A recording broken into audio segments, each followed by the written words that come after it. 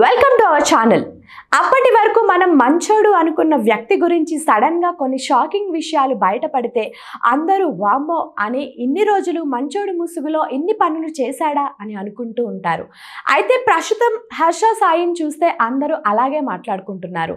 ఎందుకంటే హర్ష సాయి బాధితురాలు big boss OTT contestant అయినటువంటి మిత్రావ్ శర్మ ఆయనపై చేసిన ఆరోపణలు పెట్టిన కేసుపై సంచలన విషయాలు ఒక్కొక్కటిగా బయటపడుతున్నాయి.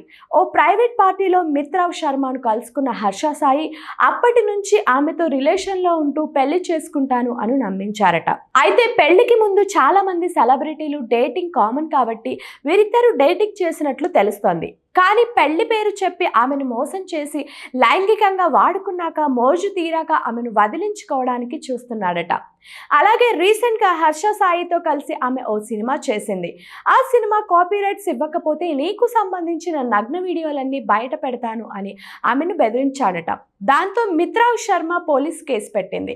ఇక పోలీసులకు ఇచ్చిన ఫిర్యాదులో హర్ష సాయి నాకు మత్తుమందు ఇచ్చి నాతో లైంగికంగా కోరిక తీర్చుకోవడమే కాకుండా నేను మత్తులో ఉన్న సమయంలో నాకు సంబంధించిన నగ్న ఫోటోలు వీడియోలు తీసి మూవీ కాపీరైట్స్ ఇవ్వకపోతే అవి బయట పెడతానని బెదిరిస్తున్నాడు అంటూ సంచలన విషయాన్ని చెప్పింది. అంతేకాదు హర్ష సాయి తండ్రి మీద కూడా కేసు పెట్టడంతో ఇది కాస్త బయటకు వచ్చింది. ఇక ఈ విషయంలో స్పందించిన హర్ష సాయి ఇందులో నా తప్పు ఏమీ లేదు, అన్ని విషయాలు త్వరలోనే బయటకు వస్తాయి, డబ్బుల కోసమే ఆమె అలా చేస్తోంది అంటూ పోస్ట్ పెట్టారు.